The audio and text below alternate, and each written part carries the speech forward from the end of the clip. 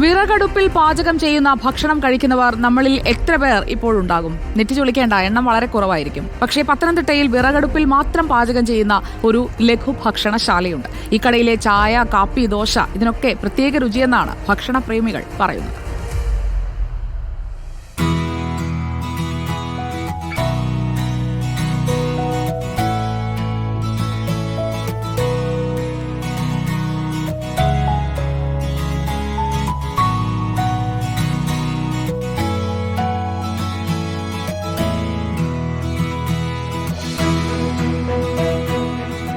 Gas അടുപ്പുള്ളപ്പോൾ ഈ വിറകടുപ്പ് എന്തിനുപയോഗിക്കുന്നു എന്ന് പത്തനംതിട്ട അഴൂരിൽ ലഘുഭക്ഷണശാല നടത്തുന്ന കുമാറിനോട് ചോദിച്ചാൽ ഒരു ചായയും ദോശയും കടലക്കറിയും എടുക്കട്ടെ എന്നായിരിക്കും മറുപടി.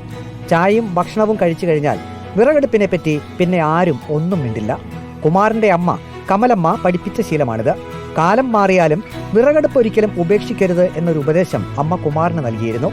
വിറകടുപ്പിൽ പാചകം ചെയ്ത ഭക്ഷണം കഴിക്കുന്നത് വല്ലാത്ത നൊസ്റ്റാൾജിയ ആണെന്ന് ചായ കുടിക്കാൻ എത്തിയവർ പറഞ്ഞു. നമുക്ക് പണ്ട് കുട്ടിക്കാലം നമുക്ക് ഓർമ്മ വരും. പണ്ട് നമ്മുടെ അമ്മ വീടുകളിൽ ഗ്യാസൊന്നും ഇല്ലാത്ത സമയത്ത് അടുപ്പിലാണ് ചായ ഉണ്ടാക്കി തരുന്നത്. കുടിക്കുന്നൊരു ഫീലാണ് ഇപ്പോഴും തോന്നുന്നത്.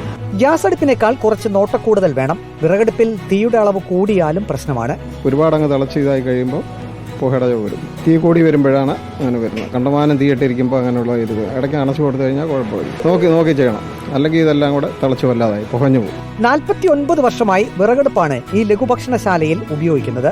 തലമുറകൾ മാറിയാലും വിറകടുപ്പ് ഇവിടെ ഇങ്ങനെ തന്നെ കാണുമെന്നാണ് കുമാറും സഹോദരൻ ഹരികുമാറും പറയുന്നത്. അമ്മയാണ് അതിൻ്റെ കൂട്ട് മൊത്തം ചെയ്യുന്നത്. നമ്മൾ വീട്ടിലെങ്ങനെ ഉണ്ടാക്കി കൊടുക്കുന്നു അതേമാതിരിയാണ് ഇവിടെയും ചെയ്യുന്നത്. അതിനകത്ത് വേറെ ഒരു കൃത്രിമവും മറ്റു കാര്യങ്ങളും ഒന്നുമില്ല. പുറകിൽ തന്നെ പോകണമെന്ന തീരുമാനം. വീഡിയോ ജേർണലിസ്റ്റ് അജി കുടുംബനൊപ്പം reporter Praveen Purushothaman, in reporter, Pathanamthitta.